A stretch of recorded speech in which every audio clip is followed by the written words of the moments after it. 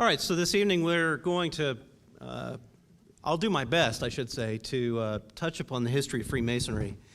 I want to give you kind of my history and disclaimer here as well. So I should say, just so you understand for the purposes of disclosure and so you know where I'm coming from, that I am a Mason, and I'm an active one, a member of several lodges here in the Dallas Metroplex, a member of one of the lodges in Oklahoma as well, and especially an active Scottish Rite Mason in both the organization in Dallas and the one in Guthrie, Oklahoma.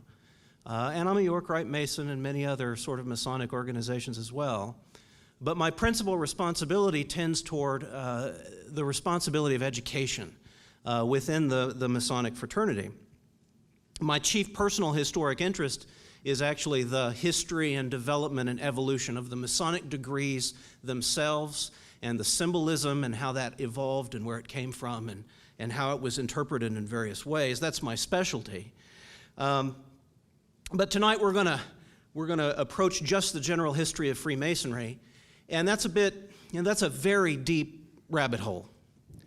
And really the best I can do is sort of trace the outline of the hole, because I know I've got some of you in this room that have already jumped in the hole, and I've got some of you that have never seen the White Rabbit yet.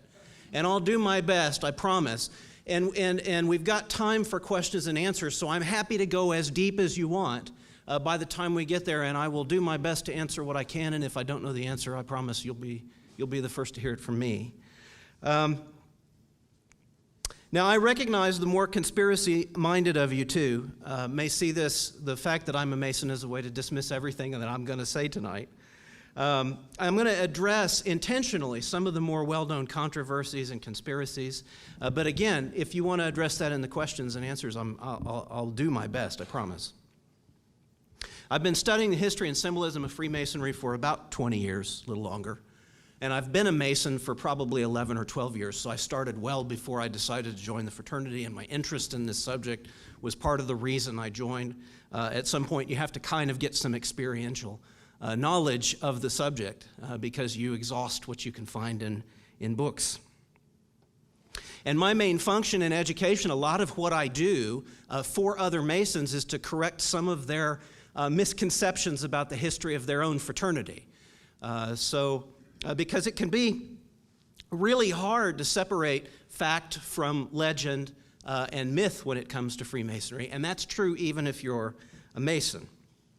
So again, I'll do my best for what really is a vast subject.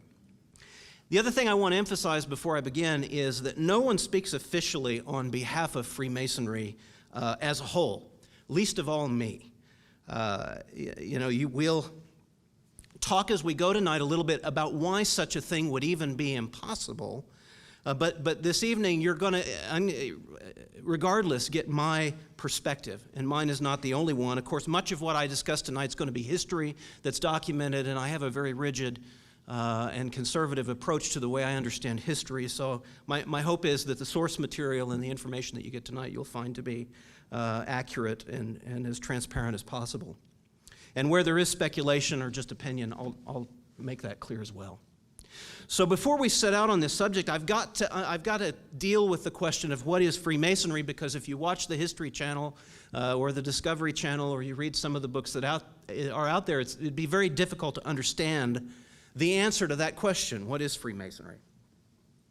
In a lot of ways, modern Freemasonry functions like any other civic or social organization. It's a fraternity, so it has social aspects where you get to know people from all different walks of life, different backgrounds, and you can establish friendships that are lasting and meaningful. You meet people from other countries, people of different faiths, different socioeconomic backgrounds, different levels of education and interests. You meet people from other generations who are both older and younger than you, and it's a way of learning about, a great deal about, life through the experiences that are shared by others. Now, Freemasonry is united for at least a few common purposes, and I'll get to 3 of those key ones in a minute. But it's also a charitable organization, it has many charitable purposes.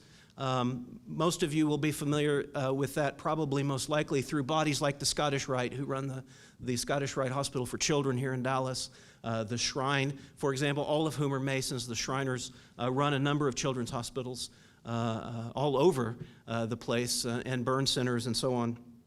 And so Masons do invest a lot of time and energy and effort in supporting charitable works. However, one thing that distinguishes Freemasonry from other civic organizations, besides its age, its antiquity, so to speak, are what's known as its degrees. And the degrees of Masonry would be best be thought of as plays or dramas or ceremonies that provide a candidate or a new member an initiatic experience. Now, what's an initiatic experience? And what's the role of initiation? Now, we have some of these initiations in our culture today, some formal, some informal. For example, acceptance to a group. You might have some sort of ceremony that recognizes that someone has become a member of any organization, civic or otherwise.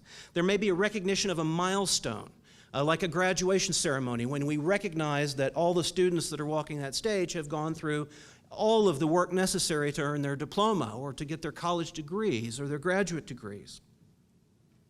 It might be you have an initiatic experience that marks some sort of beginning of a journey or undertaking.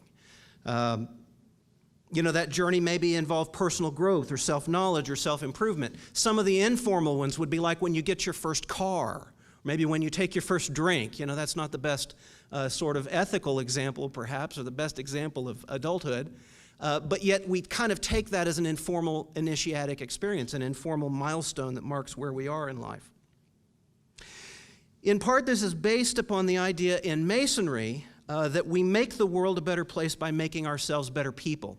So the function of initiation in Masonry is to offer you an opportunity for further self-knowledge and self-improvement. This is tied explicitly to the ethic of human progress that arose to prominence, particularly in Europe in the 1700s during the Age of Enlightenment.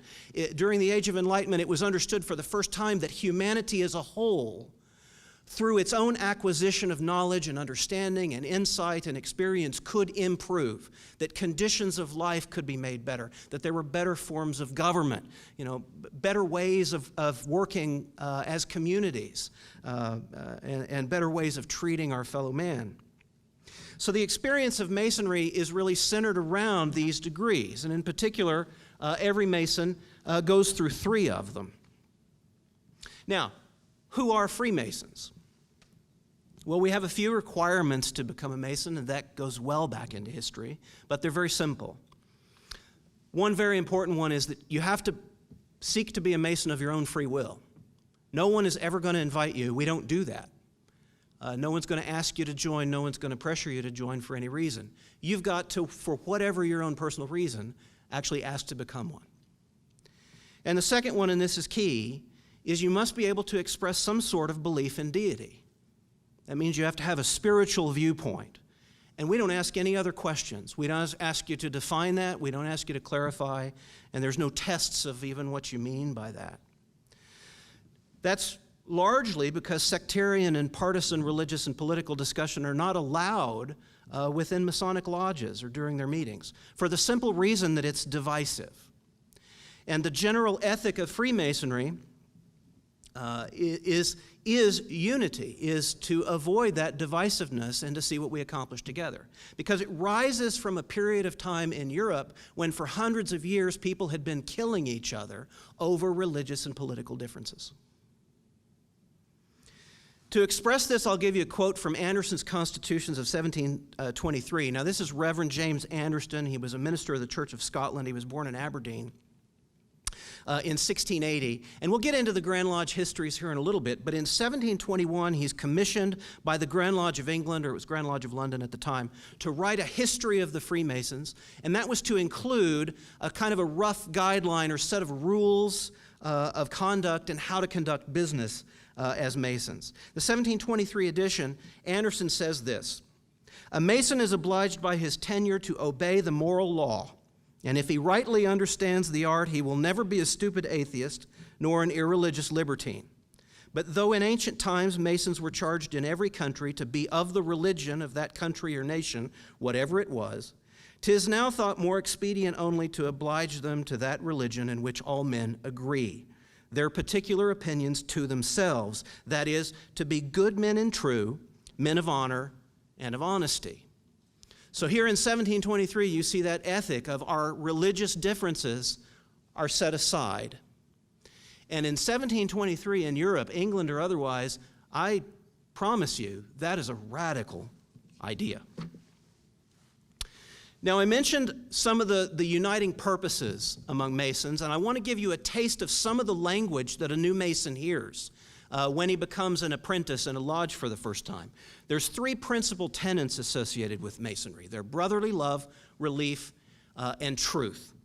And I'll give you some of the Entered Apprentice Mason's lecture. By the exercise of brotherly love, we are taught to regard the whole human species as one family, the high and low, the rich and poor, who is created by one almighty parent, and inhabitants of the same planet are to aid, support, and protect each other.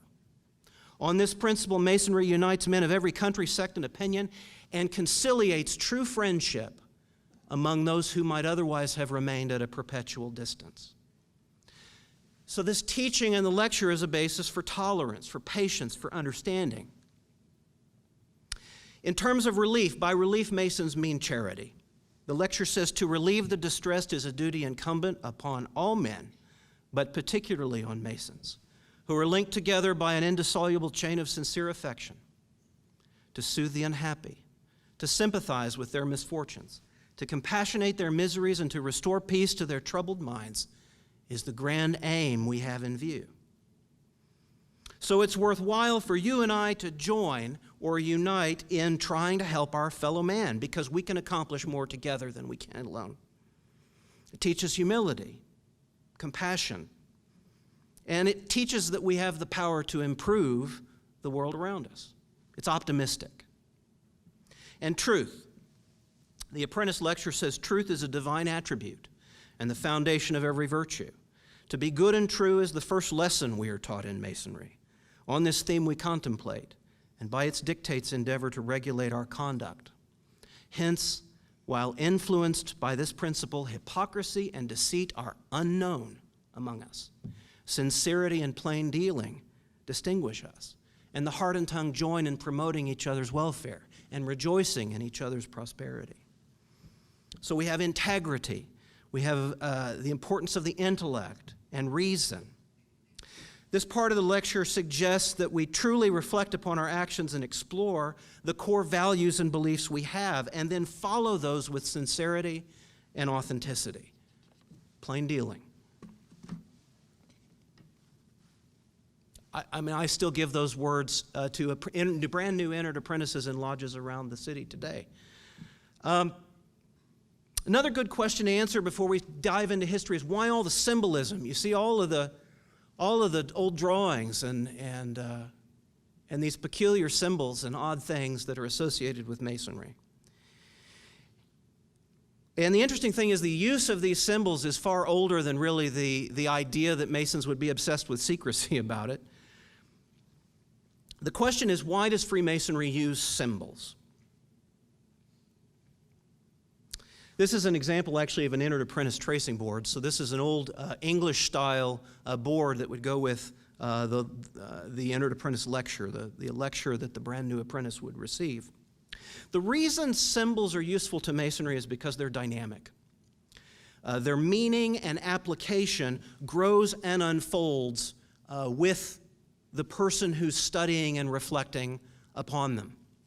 I had an early reference at the beginning to Alice and the rabbit hole, for example. Those of you who had the opportunity to read the book, say Alice's Adventures in Wonderland, for example, or Through the Looking Glass, as a child, and appreciated the story for the fantasy and for the strangeness of it, and then turn around as adults, perhaps as parents, either reading that book to your children or experiencing it as your children read it again, or reading it as adult. Boy, there's a whole lot more meaning in that story now with a little bit of experience and understanding and knowledge in life than it was there when you're 8 or 9 or 10 or 11 and so on. Symbols do that. Given time and application, a symbol just means more to you later in life than the first time you encounter it. And that means it continues to teach you long after you first heard about it. If Masonry just used words, then there would be no opportunity for improvement or progress, no new discovery. And all of those ideas are central to the Enlightenment ethic I mentioned earlier. Symbols speak to us differently. You might think in words, but you dream in images. There's a depth to them that requires introspection and thought. When you recall a fictional book like Alice in Wonderland or another one, when you recall the book, do you think of the words that were read, or do you think of the story and the images in your mind when you read it? And we know that symbols teach very powerfully because we see them in all kinds of traditions where parables and fables, even our fairy tales and epic adventures, are used to impart instruction that's useful for life.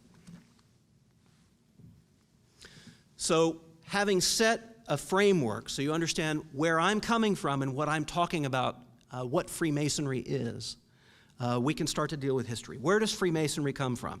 Now, I need to say first that even Freemasons can't put together a complete, definitive history of the tradition.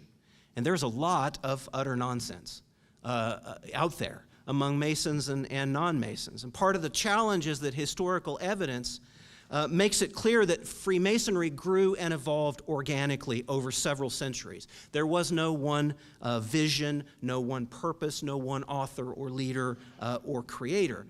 There's no group setting a specific agenda. Now, at times throughout history, there have been individuals or groups who have tried to exert influence on Masonic lodges. Those have invariably failed. We'll talk about a couple tonight. But more significantly, to an extent, Freemasonry has always been changing. It's always become something a little different with each generation than it was before. So it's simply just not controlled. It grows organically. Nonetheless, there are all kinds of speculations about the origin of Masonry. A lot of things are thrown out about the Knights Templar, ancient Egypt, ancient Greece, Pythagoras, or Euclid, some of the ancient philosophers, Solomon, for example, Druids, Samaria, Persia, India. There are all kinds of theories. I've read lots about all of them, and I've heard them for 2 decades. I've had well-intended Masons, in all seriousness, tell me that it goes back to the time of Abraham, or Adam was the first Freemason. I've heard that. But you ultimately have to unwind Freemasonry itself as a tradition and as an institution. You have to unwind the ideas and symbols, which are far older than Freemasonry in many cases, from the actual group of men that called themselves Freemasons and the institution that resulted. Those two things are not the same thing. Now, the best evidence we have, the best case I can offer you, suggests that it pretty much begins in the form we have it in the Middle Ages, with the guilds that were practicing actual stone masonry. This brings up the subject of both guilds and confraternities. This is an engraving, by the way, from Caen, France, in a monastery, kind of depicting a stonemason at work there with a chisel and a gavel. Now, what's a confraternity? These primarily exist from about the 13th century, especially in Europe. We're talking about the Middle Ages here. They're usually Christian and authorized by the church. Of course, in this time, that means the Roman Catholic Church. And they're lay membership, so they're not priests, they're not monks, they're not necessarily educated, they're lay members from the communities themselves. These are voluntary organizations. They promote perhaps special works and charity. They assist with burials or assist families with expenses in the time of death, and we're talking about a period of time where there is often a lot of death between epidemics and fires and violence. And they're also responsible for organizing and preparing festivities associated with the holy days and the feast days within the church calendar. And that might involve putting on plays or mystery plays or shows or entertainment, as well as providing and preparing food and the sorts of things like that. And time proves that these confraternities are far better at handling this than government. especially at this time. And in terms of structure, confraternities had rules that would govern their membership, who was able to join and how they would join, and then what was the conduct expected of the member of the confraternity. Guilds, very similar in structure, but guilds are groups of artisans or merchants. They're not necessarily strictly organized around a community of people who are religiously pious, though lay community members. The guilds are groups of artisans and merchants, and they're organized to control the practice of their particular craft in their particular town or region. And they're usually authorized under the local regional government authority, the magistrate or the mayor, and occasionally we'll mention a couple of times the king or the monarchy.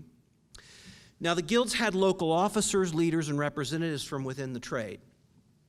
And they also existed in great numbers from the early 13th century, but especially in the 14th century. And like confraternities, guilds had rules of conduct. You know, who could be a member? How would they join? How would they learn the trade? Come in, be an apprentice, learn what they needed to know so they could work well and safely and be responsible on the job. And then how you would certify the fact that they had accomplished that. And then the conduct that was expected of them to be a good, upright, and moral representative of their trade, of their craft. Excuse me. And the guilds would settle disputes. They would organize training and apprenticeships, as I'd mentioned. And they also did charitable works, and very frequently were responsible for taking care of the members of their trade when they were in distress. And that extends then to the community, and you see guilds also responsible for larger charitable works within their communities, outside of just the members of the trade. Now, in terms of operative or practical stonemasons, masons who are working on stone, because I don't do that. Masons who work on stone, we have a number of documents we call the old charges. The oldest one is the Holywell manuscript, or sometimes it's called the Regius Poem.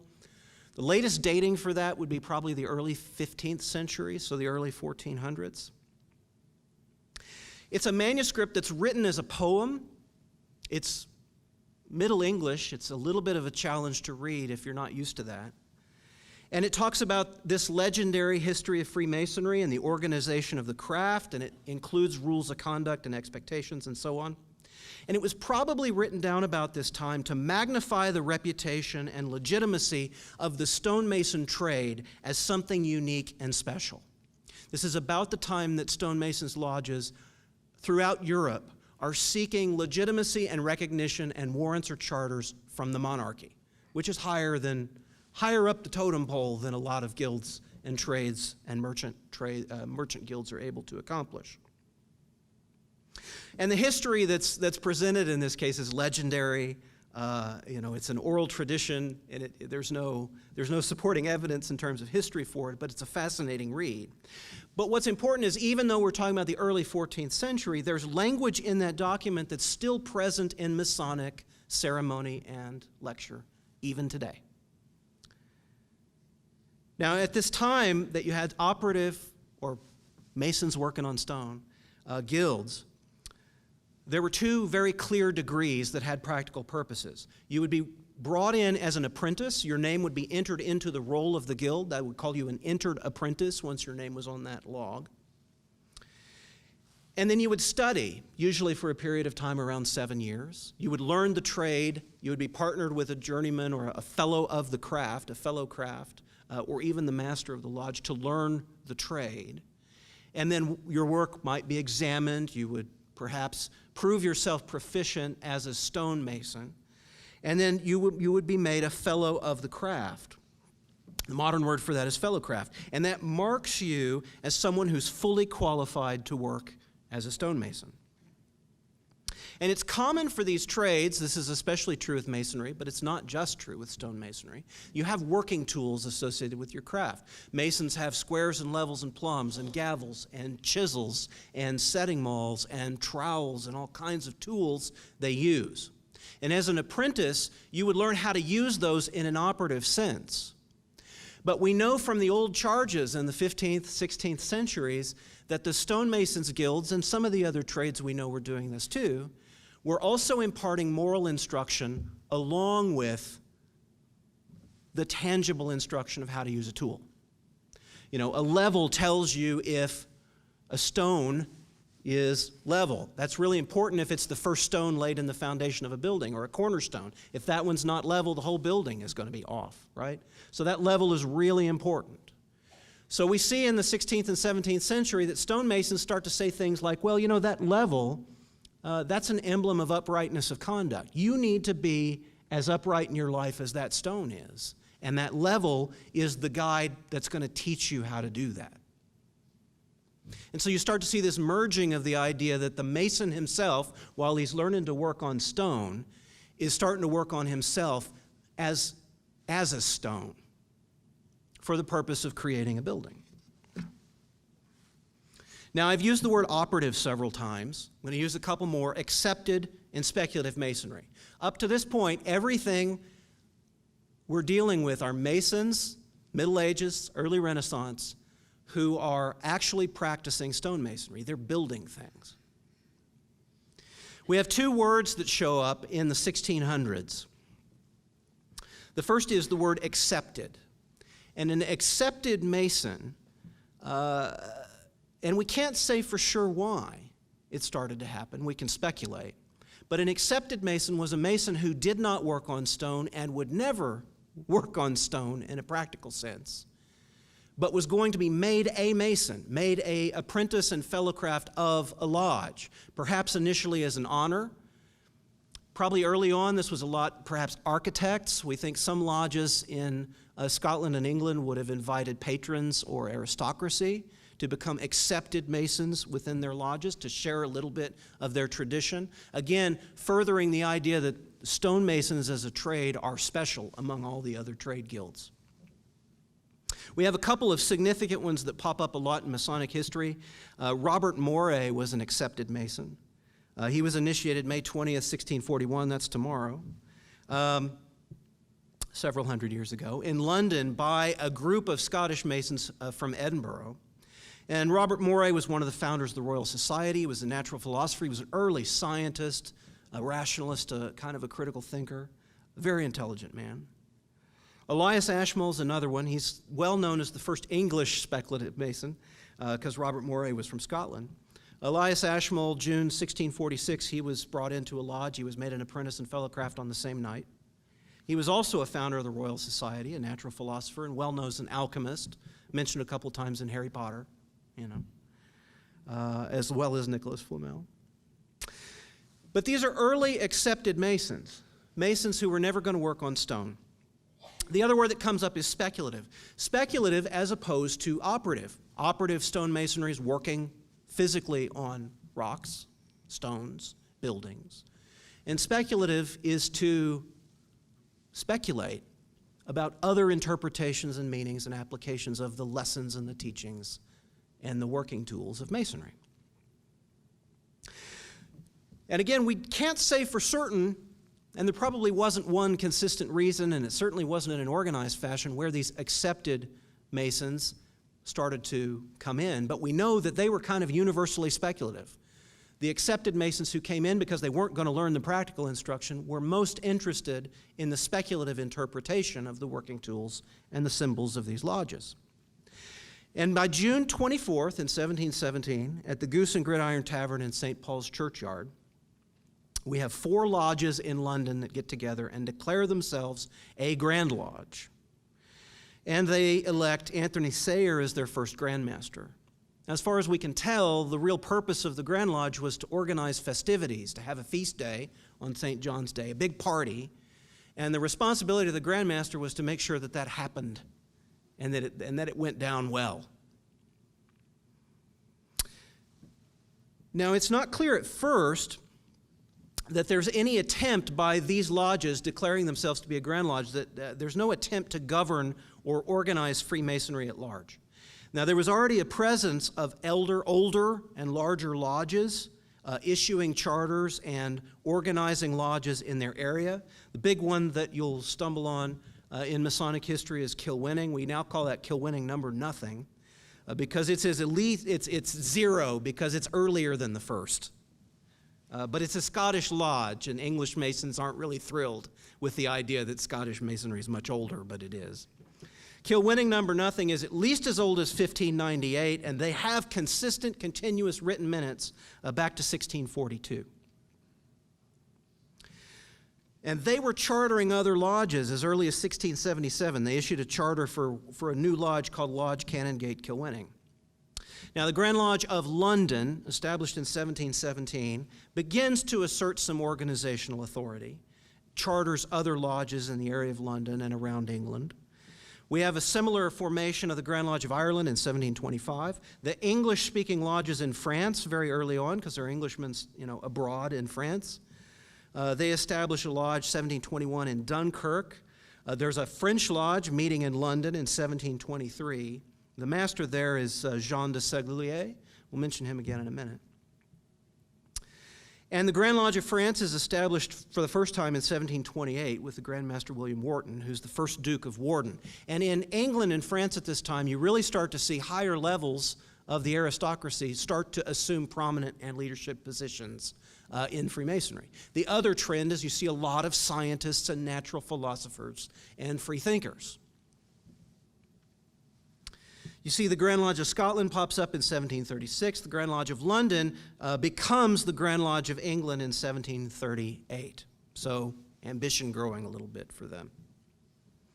But in 1751, you have what's a group that styles itself the Ancient and Honorable Society of Free and Accepted Masons. It's established by about 80 Irish Masons in London who are unhappy with the authority that the Grand Lodge of England is trying to assert over lodges in England. These are Irishmen. And there's a lot of nationalism and a lot of sort of prejudice against Scottish and Irish in some crowds of England at this time. And so they were probably disgruntled for any number of reasons. Most of them, if not all, were operative stonemasons from Ireland.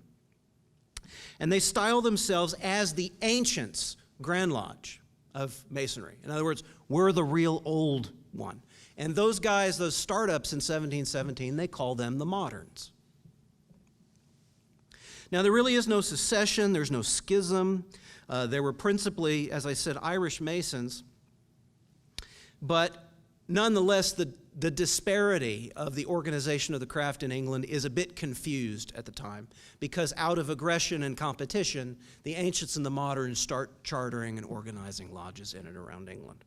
They ultimately reconcile on December 27th at St. John, the other St. John's Day, in 1813 after several years of negotiation. So that's where Grand Lodges start to pop up. And all of these Grand Lodges outside of Scotland and the initial Ancients Lodge in Ireland, everything else we see in England and France, London at this time, these are speculative, accepted Masons. Not necessarily, and the new lodges created may have no operative Masons at all. Now, what really distinguishes the new lodges that are being created in the mid-1700s by these Grand Lodges is the third degree, the master's degree. Before this, I mentioned apprentice and fellowcraft, right? Before the 1720s, there's really only one reference to master in a Masonic context, and that was the leader of the lodge, or perhaps someone who had demonstrated a real mastery over their craft. Their work was really good. By the 1720s, we start to see this thing called the master's degree. And the master's degree is different from the other two because it presents this very uniquely Masonic legend that's connected with the construction of King Solomon's temple. And before this time, that story appears nowhere. And it's a mystery play. It's an allegory, not a history. There's a Trinity College manuscript in 1711, maybe, could be later, and it suggests the idea of this story of the master's degree with totally different characters. It actually has nothing to do with Solomon. It's about Noah and his 3 sons. But it's just a little snippet, and we can't be sure about the dating.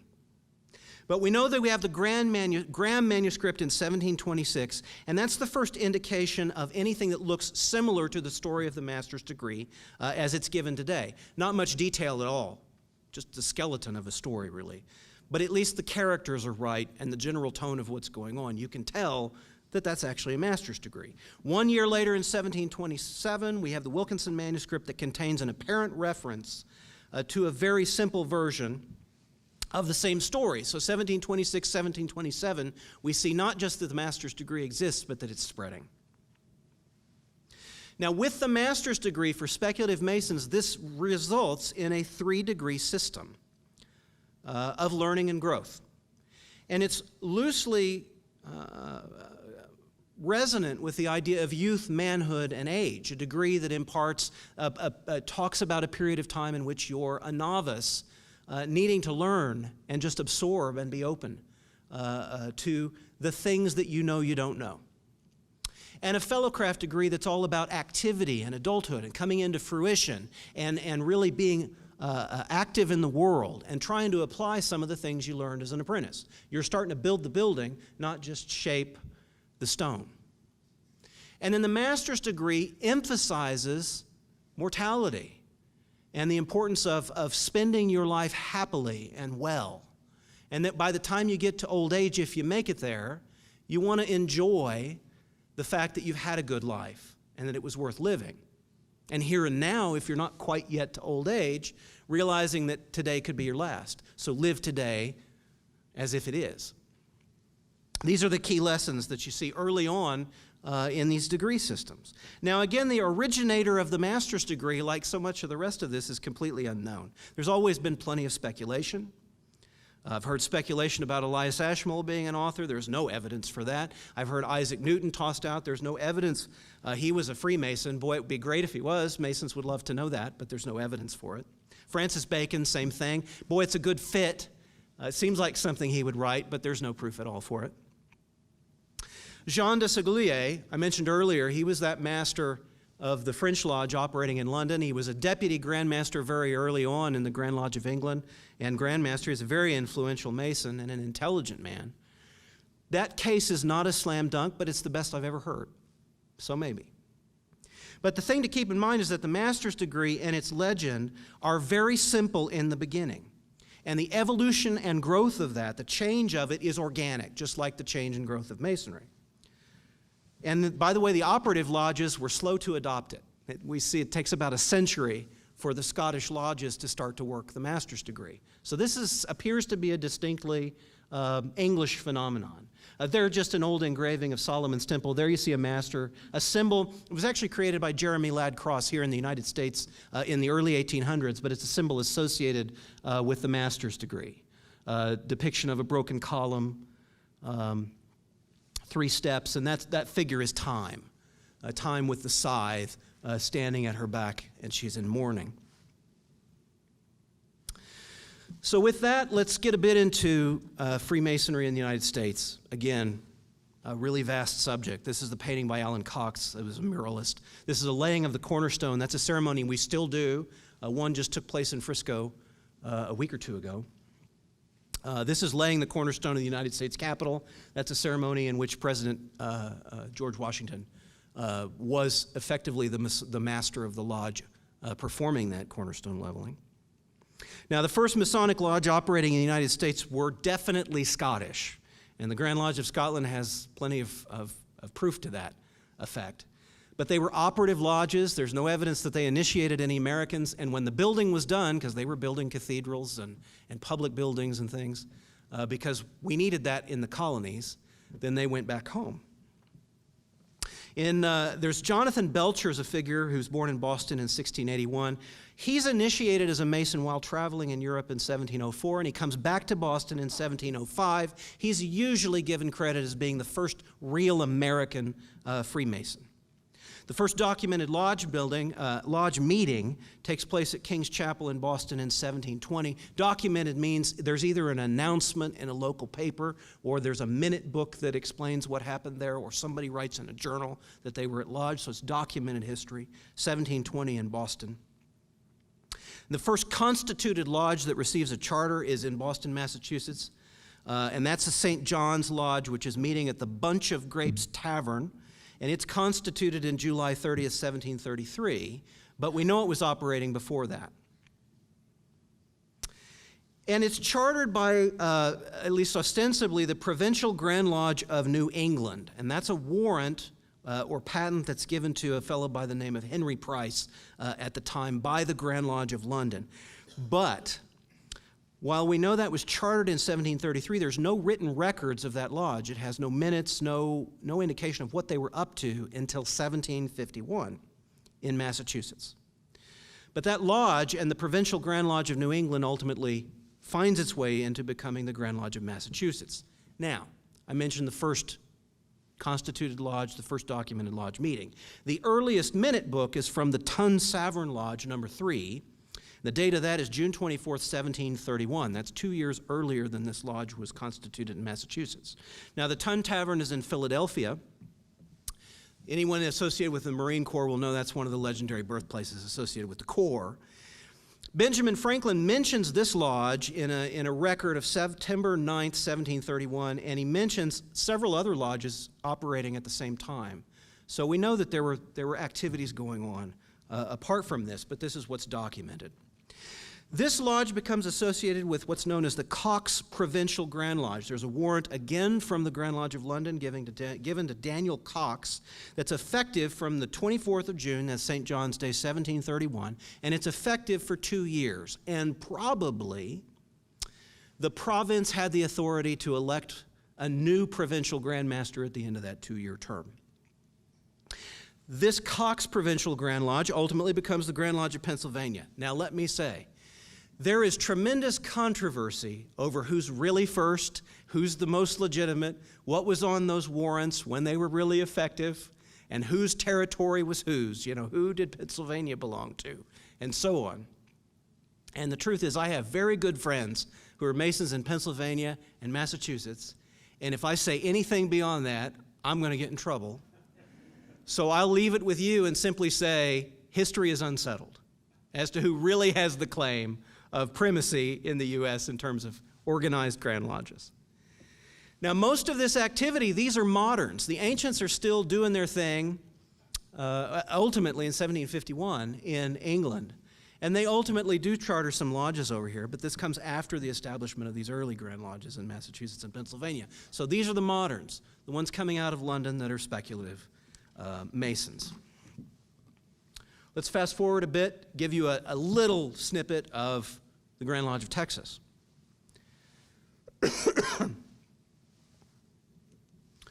Now, the main thing to take away from this is that the nature of history and development of the United States is such that each state has its own Masonic jurisdiction. We don't have a Grand Lodge of the United States. We have a Grand Lodge for Texas. Grand Lodges represent the leadership of Masonic lodges within their jurisdiction, and there's no higher organizational authority. Grand Lodge of Texas doesn't report to anybody in terms of Masonry. But there's a loose system of recognition where Grand Lodges agree, yes, you're legitimate, you're doing real Masonry, we agree with the way you're doing things, and so we recognize you, and our members can visit each other, and so on. That's recognition. The Grand Lodge of Texas, as I said, leads the Masonic lodges in Texas. And in February 11th of 1828, Stephen F. Austin, you recognize that name, calls a meeting of Masons, because he is one, at San Felipe de Austin to draft a petition for a lodge to the York Grand Lodge of Mexico. We're still part of Mexico at this time. That petition is never answered. In October 1828, the Mexican government makes Freemasonry illegal, and so that effort is abandoned. Now, there's a Masonic meeting later in Texas, March 1835. The legend is it's near an oak tree. That's a picture of it. May have been in a little grove of peach and laurel, but it's near the town of Brazoria, and it's ostensibly for the purpose of establishing a Grand Lodge of Texas. They want to create the Grand Lodge in 1835, and a guy by the name of Anson Jones, might have heard of him, he led the effort. He's kind of the leader. They get dispensation and a charter from the Grand Lodge of Louisiana to establish Holland Lodge number 36 under the jurisdiction of Louisiana. Today we call it Holland Lodge number 1. That charter was given to Anson Jones just before the Battle of San Jacinto. Of course, he's the last president of the Republic of Texas. By 1837, there are 2 other lodges chartered by Louisiana in Texas, one in Nacogdoches and the other in St. Augustine. And these lodges combined with Hallam, met in Houston to establish a Grand Lodge for what is now the Republic of Texas on the 20th of December, 1837. Sam Houston, who was the president of the Republic of Texas at this time, presided over that meeting in the city of Houston. And they elected Anson Jones as the first Grand Master for the Grand Lodge of Texas. They agreed that they would meet a few months later, April 16th of 1838. They do that, and they establish their independence as the Grand Lodge of Texas. And those three lodges become Holland Lodge number 1, Milam Lodge number 2, and McFarland Lodge number 3. So Masonry enters Texas. Now, everything I've discussed to this point has been what Masons refer to as the Blue Lodge, these Masonic lodges that confer the first 3 degrees: apprentice, fellowcraft, and master. And while all of these Grand Lodges are being established and the 3 degrees are being proliferated into the United States, into these Grand Lodge systems and elsewhere, there's something really interesting happening in France. This map shows a few of the key locations: Paris, Mirecourt, Bordeaux, especially Lyon, Strasbourg, and Metz. What's happening is the story of the master's degree is incomplete. And there's a couple of different ways to address that. The Masons in England and the Masons in the United States, for the most part, they complete or expand on the story by making the master's degree more complex. The French Masons create new degrees. So they supplement the story. Their master's degree is quite simple or incomplete, and they add degrees to further elaborate on the story. And that expands because there's a lot of interest in free thought, in liberty and equality and progressive ideas that are happening in France, because we're leading up to the French Revolution. American Revolution hasn't quite happened yet, but those philosophical ideas are gestating, especially in France. And so we see those ideas incorporated into Masonic teaching and symbolism in those lodges in these various locations. And what springs up in the growth of all of these degrees, originally to complete or add material to the story of the master's degree, they really branch out and become something altogether different. You see the rise of new rites and systems of degrees, and they're really connecting with the Age of Enlightenment, with the Enlightenment ideal. And these rites in France, these degrees, they become known as the hautes grades, or the high degrees. They particularly attract the interests of French freethinkers, both religious and political. They're natural scientists, they're scholars, they're philosophers. And this is the origin of that mantra of French Masonic lodges: liberty, equality, fraternity, that we hear again when the French Revolution comes around. Now, the vast majority of these rites and groups cease to exist almost as soon as they began, but some of the degrees survive.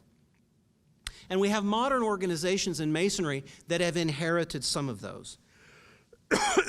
But it should be said, these organizations are completely separate in terms of leadership and structure from the Grand Lodges and the lodges conferring those 3 degrees that I've mentioned up to this point. One example I'll mention again in a bit and will elaborate on is the Scottish Rite. And I mention that, and I'm going to get in more detail because most of you will have heard this idea of a 32nd degree Mason, a 33rd degree Mason. Those are Scottish Rite degrees. So those are Masons who decided to join the Scottish Rite and receive those degrees, and they've gone on in that system. That's not connected with the Grand Lodges and the 3 degree lodges, the Blue Lodges as we call them, that I've mentioned at this point. Another example is the York Rite, which has a royal arch tradition. Probably began, looks like history says it started in the United States in 1750s.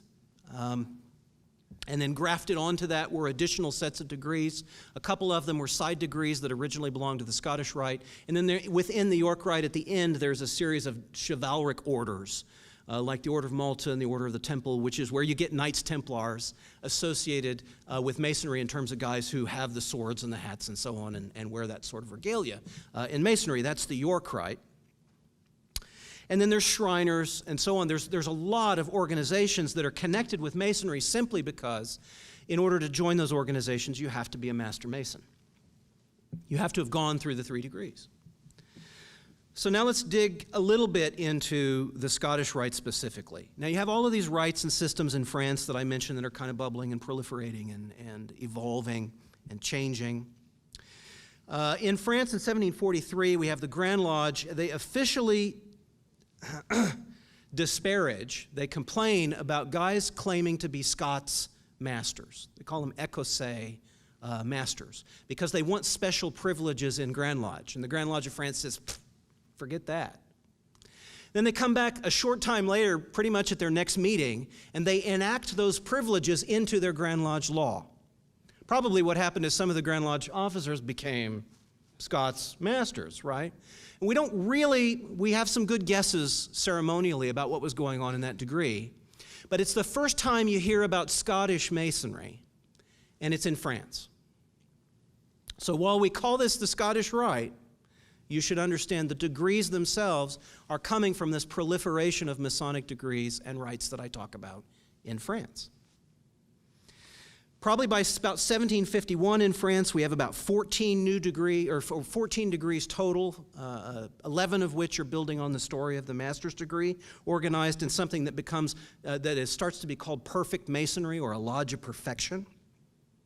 A few years earlier, there's a guy named Etienne Morin in France. He presided over a lodge called Perfect Harmony, and probably others. He was a prominent Mason in France. In 1761, he's granted a patent by the Council of Sublime Princes. We start to get some really interesting and pompous titles in Masonic systems about this time. Council of Sublime Princes in Bordeaux issue him a charter to confer all of the grades of perfect and sublime Masonry anywhere in the world. That's a pretty serious charter. But we know now, the latest in terms of Masonic scholarship suggests that Morin himself really had a hand in organizing and creating many of the degrees that have survived into the Scottish Rite. So it's not unusual for them to perhaps grant him a charter to that effect. And he goes to Santo Domingo, French territories, the French West Indies, in 1764. And establishes a lodge of perfection there and starts working his system of degrees. By about this time we know, or at least by 1771, we know that there are 25 degrees in the rite that he's offering. The final degree is Sublime Prince of the Royal Secret, so it's kind of loosely called the Order of the Royal Secret. The first 3 degrees are Apprentice, Fellow Craft, and Master, and then there are 22 degrees in addition to that. He established lodges that do this in Jamaica in 1770. He initiates other men, gives them similar organizational authority who go on to establish the rights of these degrees in New York and South Carolina and so on. Other bodies established all the way through 1790. By this time, Morin is dead. His inheritors, his students, his successors are passing this on, but it's a bit of chaos. There's kind of an organizational looseness. There's no one kind of authority to control this, and frankly, a lot of the guys who receive the authority to confer these degrees are more interested in the money they'll receive from the men who are taking the degrees. And so it's kind of getting out of hand. It no longer really starts to respect the tradition or probably the vision that Etienne Morin had. This culminates in May 31st of 1801 in Charleston, South Carolina, when 9 men who are initiates of this system of degrees that came from Morin and in France say, all right, rather than 25 degrees, we're going to have 32, and we're going to call it the Ancient and Accepted Scottish Rite. They establish the 9 of them constitute the first Supreme Council, which is the governing body over the Scottish Rite only, the Scottish Rite degrees. And they reserve what they call the 33rd degree for the members of that Supreme Council, the 9 men who are administrators or leaders of the Scottish Rite. That body in South Carolina refers to itself today as the Mother Supreme Council because what this Scottish Rite, which really comes from France, is established formally in the United States in Charleston, South Carolina in 1801. We then export it back to France and to England and eventually Scotland.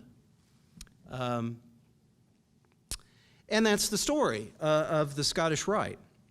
And that's where you get the 32nd degree and the 33rd degree. We can get into some detail of that. But I want to clarify, the Supreme Council is now much larger. The members of the Supreme Council are the state leaders for the Scottish Rite. So we have a man who's in charge of the Scottish Rite. His name is Doug Atkins here in Texas. And he's a member of that Supreme Council for the southern jurisdiction, which is every state west of the Mississippi and south of the Ohio River. It's most of the United States. And that's the original Supreme Council. But a lot of Masons, you'll hear, are 33rd degree Masons, and that's because it's an honorarium. It's really an honor that's conferred on Scottish Rite Masons who have turned in, or who exemplify the ideals of the fraternity and who have done things that have really served the fraternity and their community for many, many, many years. So it's sort of like a peer recognition that, hey, you really get this Scottish Rite Masonry thing and you're doing it. And you're sincere about it. And so when you hear someone is a 33rd degree, or they'll say a 33rd degree honorary, they've received that honor. But again, all of that's within the context of the Scottish Rite. All right. Really quickly, I got to talk about anti-Masonry. The ideas we've talked about: liberty, equality, tolerance, freedom of thought, freedom of conscience, freedom of expression, restrictions, perhaps, or that's especially in French Freemasonry, restrictions on the collusion of church and state. Those are radical ideas at the time. They remain so today, and as a result, Masonic lodges and Freemasons represent a threat to those who find those ideas dangerous. That's just the reality. Freemasons were persecuted and killed by the Nazis when Hitler came to power. They were interrogated and in more than a few cases killed by the Vichy government during the Nazi occupation of France. In the Islamic world, there are conspiracy theorists, conspiracy-minded Muslims who equate Freemasonry with Zionism, and similarly persecute Muslims who are Freemasons. There are voices within Christian fundamentalism that object to the tolerance and acceptance of those of other faiths, or they claim that Freemasonry is some vast occult conspiracy or a cabal to bring about a new world order. And if your faith prohibits friendship with those who disagree with you, then Masonry probably isn't a good fit for you. And others still equate Freemasonry with the Bavarian Illuminati or some alleged continuation of them. I'm going to recommend a book to that effect, by the way, that's a good source of material on the real Illuminati, if you want to know. But that doesn't show up on television. At least it hasn't yet. Now, I don't have time to express every aspect or talk about every aspect of anti-Masonry, but I want to touch on a few quickly. The first is the Morgan affair. William Morgan was born in Virginia. This is about 1774, just before the Revolution. He may have served as a captain during the War of 1812. They call him Captain William Morgan later. There's no record to prove that he served or served in that rank, but it may very well have been the case. He's married in 1819. He moves his family to Canada. He operates a brewery there and then loses almost everything in a fire. Becomes destitute, settles in Batavia for a while in New York, which is a relatively small community, and he works as a brick mason. He claims to have been initiated while he's in Canada as a Mason, and he goes to lodges in New York in order to be received as a visitor, especially in Rochester. And the local Masons, for whatever reason, are suspicious of his claim to membership. They're suspicious of his character. There are some contemporary claims that he might have been prone to gambling or drinking, may have been a serious debtor. But Morgan, about this time, claims to have been contacted by David Cade Miller, who's an EA with a lodge in Batavia, and he was denied advancement to the subsequent degrees. He's a little bitter about Masonry. And he's a newspaper editor, and he gives an advance, at least this is the suggestion, he gives an advance to Morgan to write a book that will be called The Illustrations of Masonry as an exposure of all the Masonic ritual or ceremony and his criticism of Freemasonry. Now, as an aside, I should say, there have been exposures of Masonic ritual since the 1730s. I mean, almost as old as the master's degree. We couldn't keep the secret really more than 4 or 5 years before people started writing about it. So there's nothing really threatening in what Morgan is offering. However, guys who either didn't like Morgan or were suspicious of this or didn't want that book published, they land him in debtor's prison for a debt of $2.68. which may or may not have been the case. And that debt's almost immediately paid, and he's released to a group of men with a coach, and there's a suggestion that maybe Morgan didn't want to go with them. Now, there's a lot of different versions and stories about what happened. Some say Morgan was drowned in the Niagara River, or that he was paid to leave town, that he was kidnapped and taken to Canada. Morgan's body actually was never found.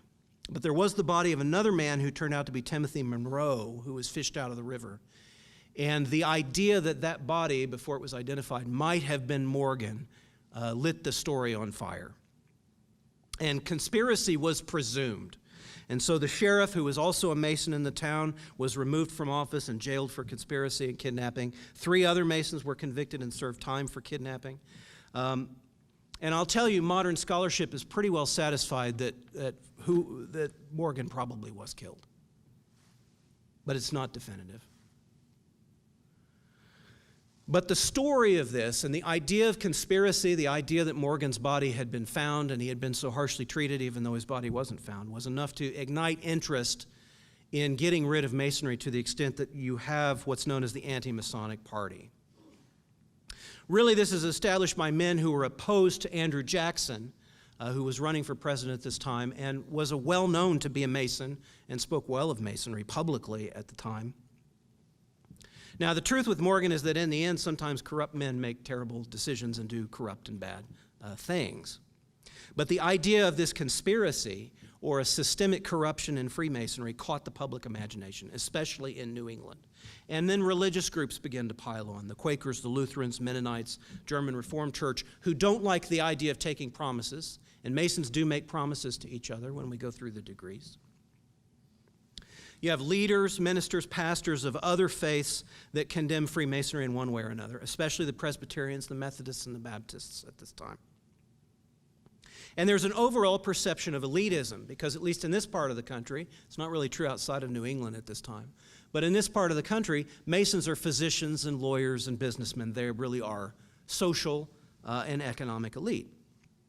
There's a guy named Thurlow Weed, who's a New York newspaper man, and he's highly influential. Eventually, he's politically influential now, but eventually in the Whig and the Republican parties.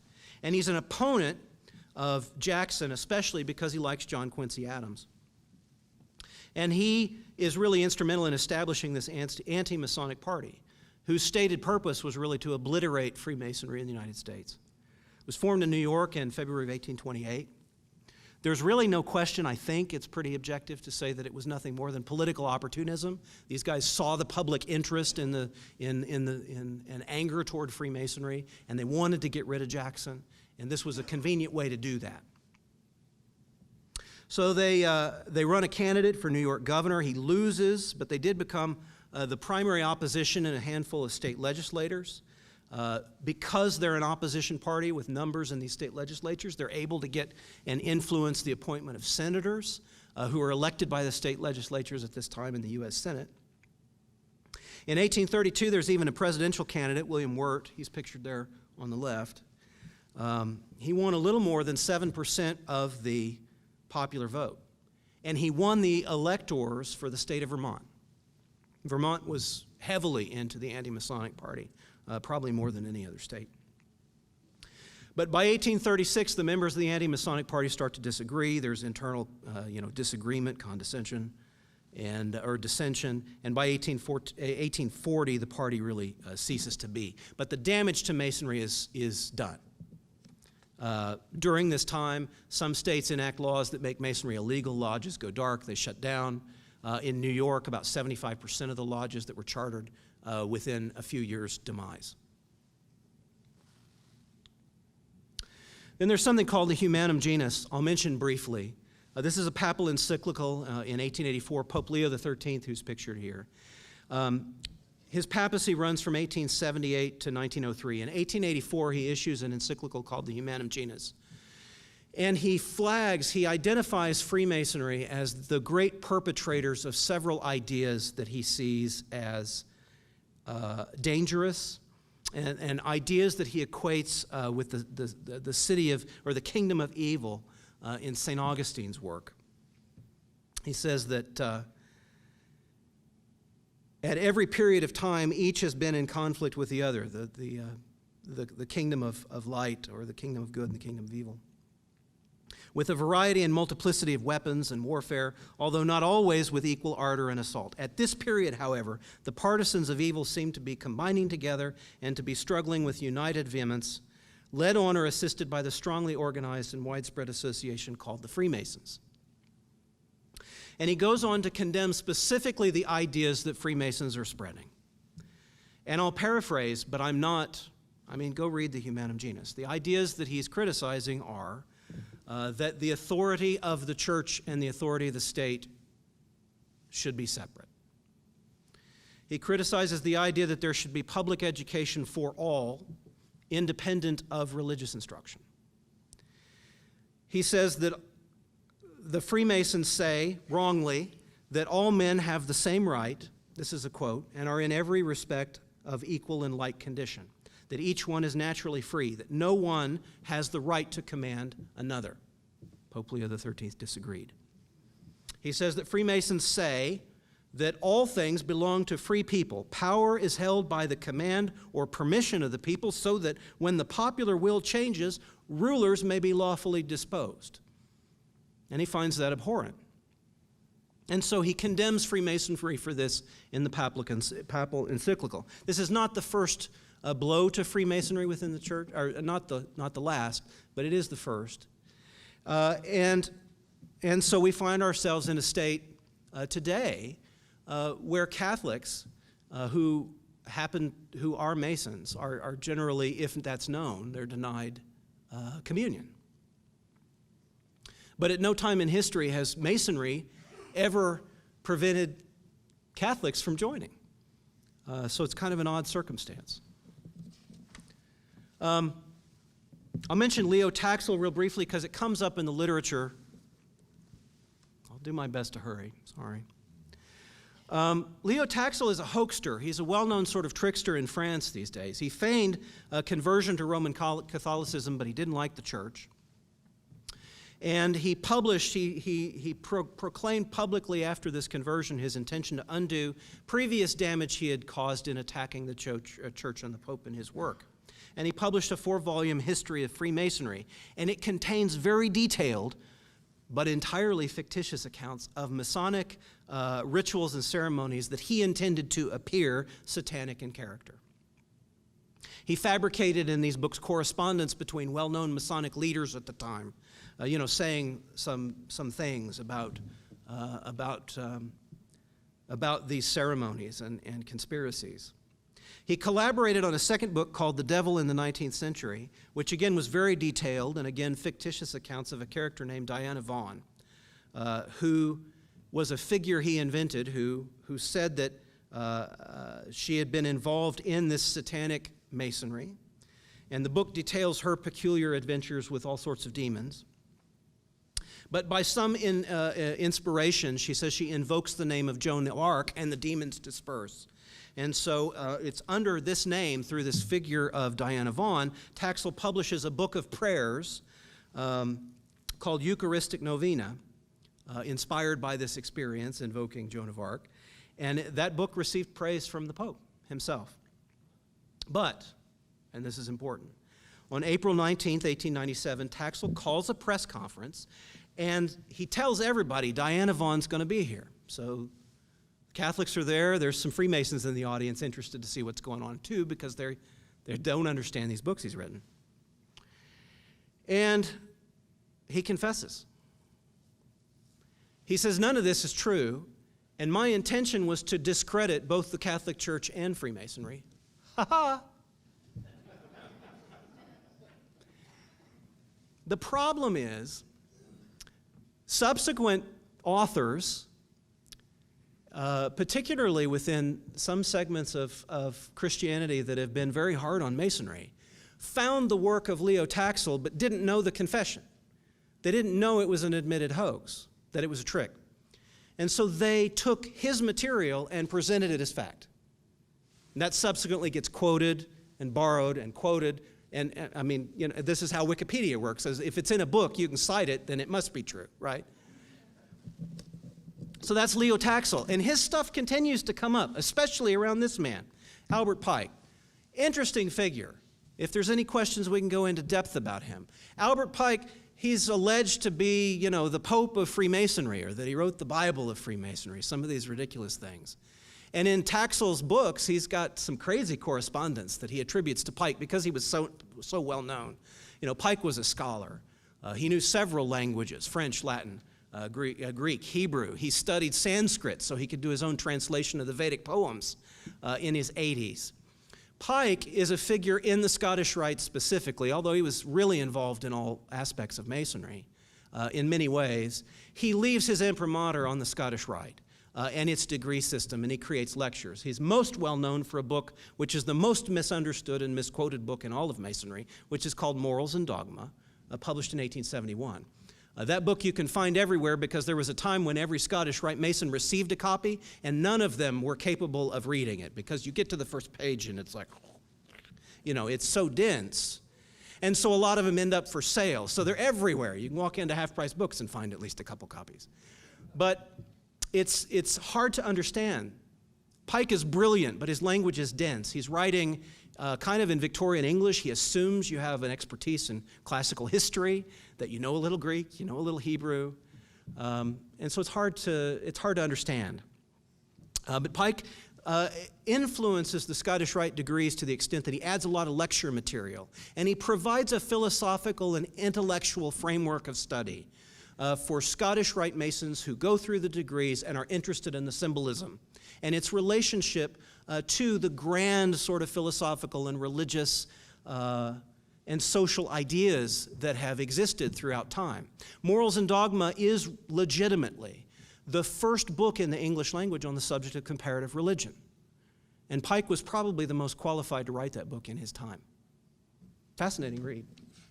A couple of final thoughts, and then to the extent we have time, and I'll hang back late, of course, with questions if you don't want to ask publicly. Look, Masonry has always been controversial. The ideas that it promotes individual freedom in terms of government as well as religion have never been welcomed by established religious and political authority. Masonry has had among its members several great and famous heroes, and we've had a few scoundrels. But Freemasonry didn't put any of those men in positions or powers of leadership. Now, it's often been true that men who are capable of great things are interested in Freemasonry, but that's the reason they're Masons. Just not the other way around. Masons are just ordinary men from all walks of life, and they're trying to be better men. And their detractors have gone to great lengths to condemn the fraternity and Masons, and for the most part, Masons go about their business and ignore them. But Masonry persists in the idea that if we disagree, that's okay, because most people are well-intended, and it's worth trying to get along. And Masons recognize that we learn new things through opposition and disagreement. We have to be open to being wrong in order to learn or experience something new. And this is really important. If we work together, we can accomplish great things. Masonry suggests it's better to be part of something bigger than yourself. So I apologize, I ran a few minutes late, but I do want to open up to any questions you have. That's the material I have this evening. So.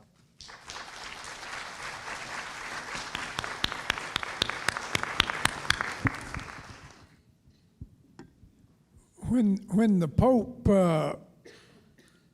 gave his edict about Masonry, I've always understood that there were so many Catholics in Masonry that then the Knights of Columbus was formed.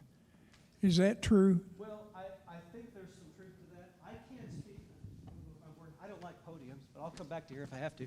So I can't speak with authority on the history of Knights Columbus, but I'm certainly sure that there were Masons who were Catholic at the time who felt strongly about their adherence to the Catholic faith and would have done whatever was necessary to do what the Pope wanted them to do, and would have renounced their membership in Masonry. At that time, it's shortly thereafter, of course, the Knights of Columbus do come into existence, and it seems pretty clear that a man who enjoyed what he was doing with Freemasonry would probably like the sort of things that the Knights of Columbus were up to, because they're very similar just very Catholic, and of course, allowed within the faith. But certainly, the truth is there are Catholics who are Masons today. They just, they do their own thing.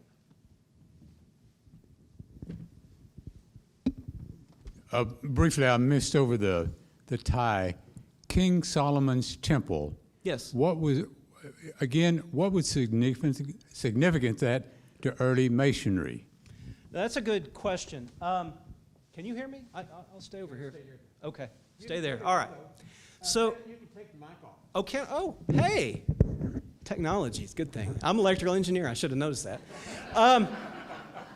So in early documentation like the old charges that I mentioned, the 15th, 16th, 17th century, actually Solomon's Temple is inconsequential. I don't think that it's ever really mentioned in the old documentation. What seems to fascinate Masons and their legendary history of Masonry, you'll see tied more often actually to the Tower of Babel. The Tower of Babel story as this great construction or public works project, even though the outcome was questionable.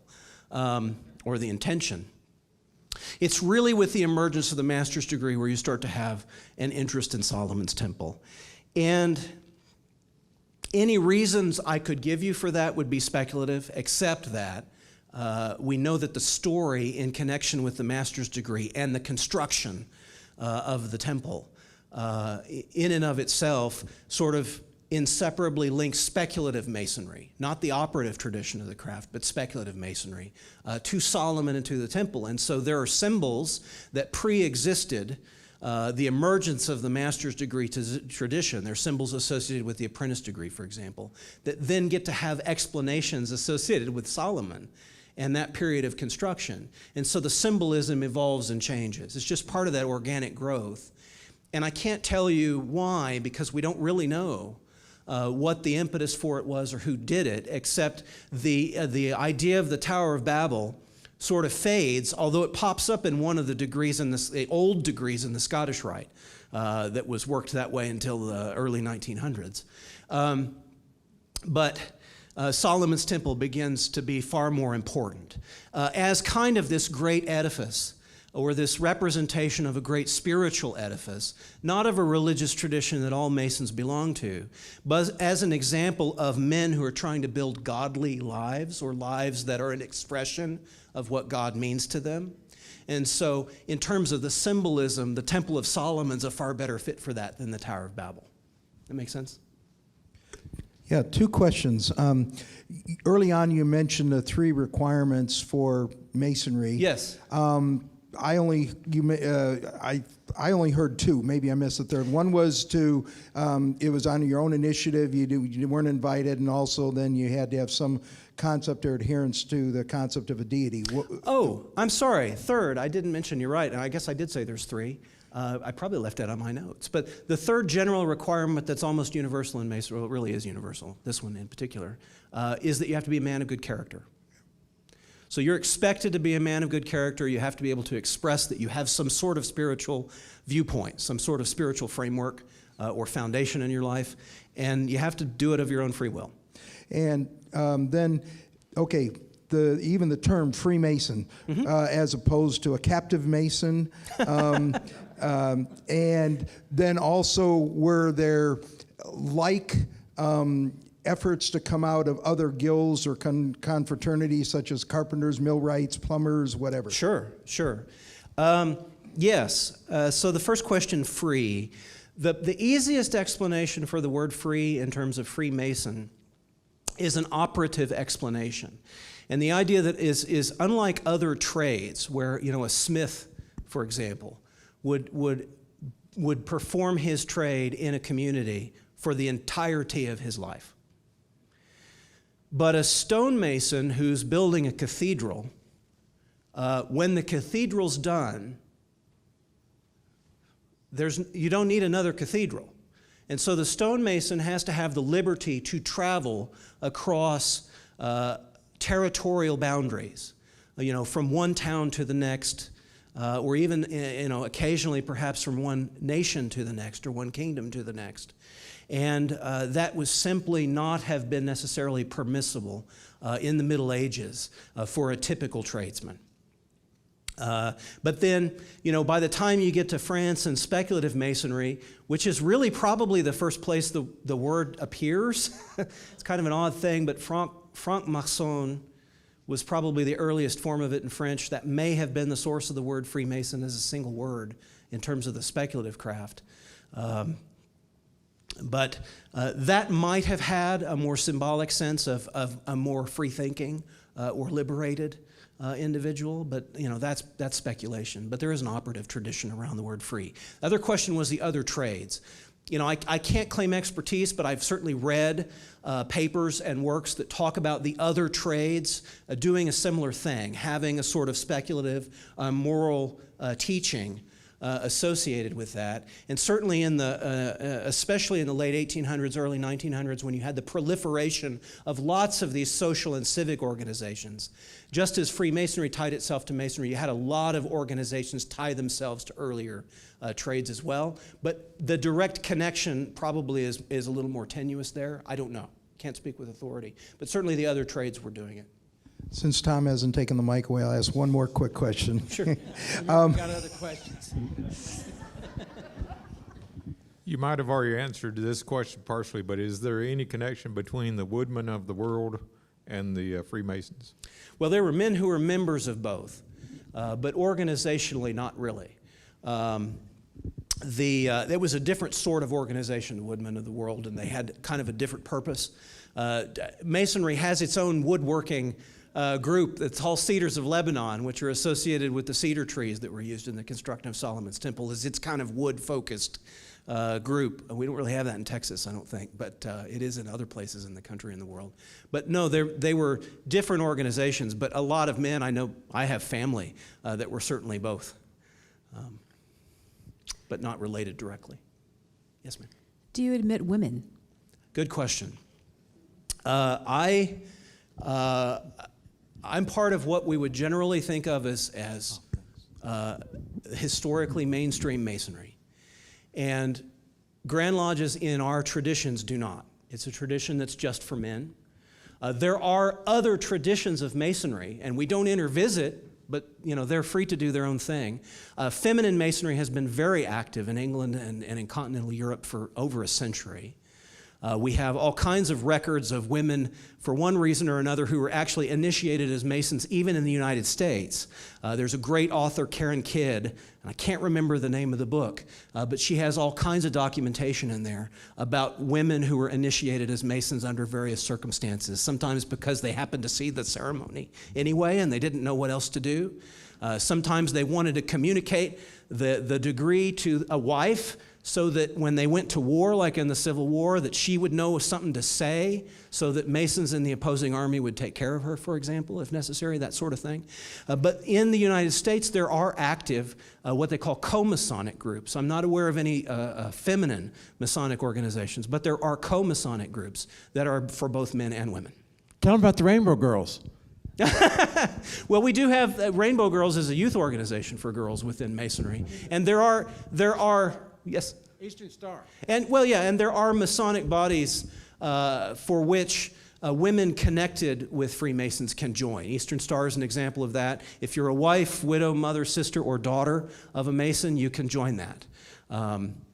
There are a few other bodies associated with some of the other organizations, like the York Rite and the Shrine and so on, similar. But in terms of those 3 degrees, apprentice, fellow, craft, and master, women could find that within either a feminine Masonic tradition or a co-Masonic tradition, but that's not mine. Does that answer your question? I wanted to ask a question about burial.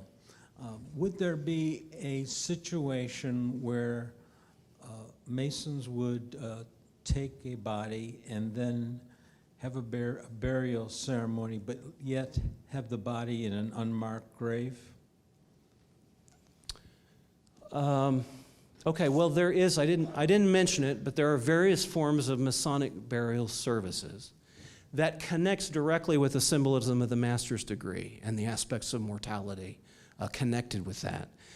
That ceremony, as it's been worked in the United States, there's several different forms of it. That's done either at the graveside or during the service in front of the family and everyone. Not I've never encountered anything that would involve an unmarked grave or being unknown. There have been plenty of prominent Masons. Pike was one, for example. Albert Pike wanted to be in an unmarked grave, and he was just so important that they had to give him a stone and an epitaph, and he didn't. I'm sure he wouldn't have liked that. But while there have been variants in Masonic services, I'm not aware of anything that would have been done with, I'll mention one exception, anything that would have been done when the family wasn't present, and certainly nothing that would specifically involve an unmarked grave. There is an old funeral service that's not conferred anymore, and to my knowledge in this country it hasn't been done in about 75 years. Albert Pike, this was his burial service, and he was really the one who, he said he translated it from some old French manuscripts.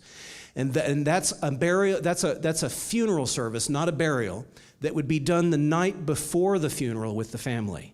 And only Masons were allowed to be there for that. And the reason was he was doing some things that non-Masons really wouldn't understand because they hadn't seen the Scottish Rite degrees. But that's a very rare and unusual thing, and it's just never done anymore. But again, even in that condition, you're talking about something that was done before the main burial service. Okay? By the way, I encourage you all to go through the Allen Cemetery. You'll see a lot of Woodmen of the World and Masonic stones. That's true. And Plano Mutual Cemetery. I'm from Plano, so.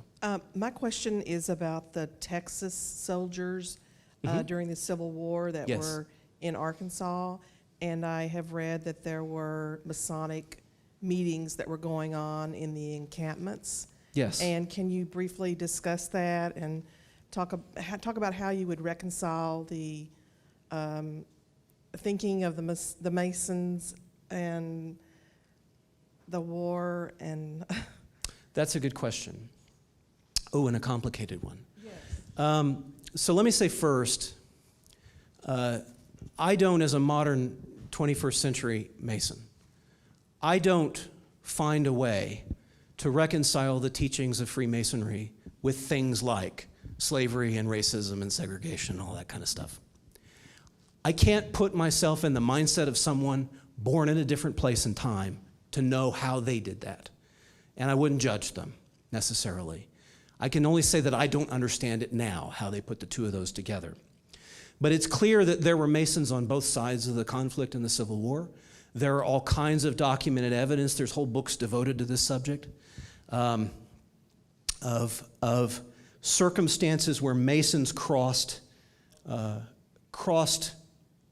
boundaries of battle, I should say, and breached protocol in order to help one another or to help the families of one another. There's instances where funeral services were conferred on soldiers, and in order to get enough Masons together to do it, they would get Masons from both sides of the battle. So that was happening. Every time there's been a conflict, this was true in the American Revolution and 1812, War of 1812, and certainly in the Civil War as well. There were a lot of soldiers who either were Masons going into the war or who were interested in Masonry. And so it's a very common occurrence in the midst of warfare for there to be military lodges. They may not have charters, they may not have anything official, but the tradition tells us if you can find 7 Masons, you can open a lodge. And so even though the Grand Lodges probably wouldn't like that, the truth is under circumstances of something like the Civil War, it happened all the time. And there were Masons, men who were made Masons in a military context. That happened in the case of my family. So it's absolutely a common occurrence. I'm sure Google can assist you. I wish I could remember some of the names of the books off the top of my head. But there are good books on this subject. You can read Revolutionary Brotherhood. I think I mentioned up there in terms of the American Revolution. There were good books on the Civil War too, and I can't remember them right now. I apologize. But that absolutely did happen. Fair enough? Hey, Kevin. My question was more about the operational Masons. Mm-hmm. When you were discussing that you had the 3 degrees, the first degree and the second degree made perfect sense, and then they started into the third degree. Do you feel they had a need to develop morals because of the age of the initiative? The young men that they were bringing in? What was the age of these apprentices that they felt they needed to teach morals on top of the trade? That's a fair question. So there's 2 aspects of that. So let me separate the master's degree first, because there's no historical evidence that the operative stonemasons ever had the master's degree. It props up really in England with the speculative lodges, and then it finds its way back into some of the operative traditions and into Scotland, but not all of them. So let's separate that. In terms of apprenticeship, this was a time when if a family didn't have much money, you send one kid off to the priesthood, maybe one kid takes care of the homestead that you have, and then what do you do with the other boys? And one of the things you could do if you couldn't take care of them was you could find a way to apprentice them to a trade. And that was great because then he would have his own livelihood, he wouldn't depend on your homestead, and he might have a better life than you did, actually. And so really, you had probably boys coming in as apprentices to operative stonemasons' lodges young. I mean, really young, certainly by modern standards. And the traditional period of apprenticeship was about 7 years. You could probably imagine that he would be maybe ready to become a fellow of the craft, maybe 17 years old, 18 years old, probably, if not a little bit younger. And so you're in a time where that's an age where you don't have public education in an organized way. You do have religious instruction. And of course, these trades had laws, that, rules and regulations that required you to go to Mass and so on a regular basis and celebrate the feasts. So they would get religious instruction, but they needed the sort of instruction that would come from a dad, I guess, for lack of a better way of putting that. When the rubber hits the road in life, how do you make moral decisions? How do you overcome, maybe your tendency to make bad decisions? And that's the sort of instruction that they were doing. And they reached for probably what was at hand, which were these working tools and the trade. And it was a perfect way to kind of illustrate those lessons. You mentioned a few times the reference to free thinkers. Yeah. Were they part, that tradition or whatever, part of the Freemason development? And if so, were those reference to free thinkers different than the modern reference to free thinkers, because they're typically part of an atheistic tradition? And, yeah. That's a fair question. So yes, I should say I mean free thought, free thinking in terms of 18th century Europe. Anderson's constitutions for the vast majority of jurisdictions in the world still hold true. He used the word stupid atheist. I wouldn't do that. But a stupid atheist or an irreligious libertine. And I think probably what you're asking about in terms of free thought would be closer to what Anderson would have meant as a libertine. Someone who simply is amoral, doesn't have any sense of direction or guidance of right and wrong. That's not what I'm intending. When I was saying free thinking, in terms of 18th century France, I'm talking about someone who is into and interested in ideas of the emergent kind of, laissez-faire, freedom, equality, social contract sort of philosophies that were kind of gestating at that period of time. Kevin, has anybody told you look like Albert Pike? Albert Pike? And I can tell you this, you're just as smart as he is. Oh, no, I don't know about that. Any fat man with a beard, and there's a reason I tie this up in a ponytail, because if I go the Scottish Rite with my hair down, I hear that to no end. I mean, they'll never let it go. The final question from me. Anybody else have any questions? I've read over the years there's a special relationship between Jewish people and Masonry. Can you describe that? Well, that's an interesting question. So there's a couple of ways to answer that. First of all, I should say that in terms of the operative tradition, Masons were Catholic, right? It's only in the speculative tradition, and it's really with Anderson's Constitution when he says they should practice what all good men can agree to be men of honor and live with integrity and truth and so on, honesty. That's the moment in time at which, the speculative Masons are saying, we want men of other faiths to be part of Freemasonry, and it starts almost immediately, especially with the Jewish communities being invited in, and certainly other men who wouldn't have fallen into particular religious categories at the time. In terms of a special relationship, the obvious connection is with the importance of the Temple of Solomon in the structure of the master's degree, and especially within the Scottish Rite degrees, and the continuation of that story. The other thing I will say, and this is true in the earliest form of the French degrees, you can find elements of Jewish mysticism that falls under the broader umbrella of Kabbalah. You can find elements of that in some of these French degrees that find their way into the Scottish Rite. And so we have many sincere Jewish men who study those traditions within the Jewish faith who are fascinated by the fact that there are elements of that in some of the Scottish Rite degrees today. What about the Inquisition? Did it help form a relationship between Masonry and Judaism? I think the timing and the place is wrong for that to have been a major factor. There certainly were divisions at times between the Protestants and the Jewish communities, or the Catholics and the Jewish communities. For the most part, Freemasonry seems to do its thing independent of that. And like I said, the timing of the Inquisition, although it continued on for a long period of time, I think really by the time Freemasonry emerges in the forms that you start to see it in France and elsewhere in the world, by that time the power of the church has waned, and the ideas of the things like we associate with the Inquisition, that time is really past.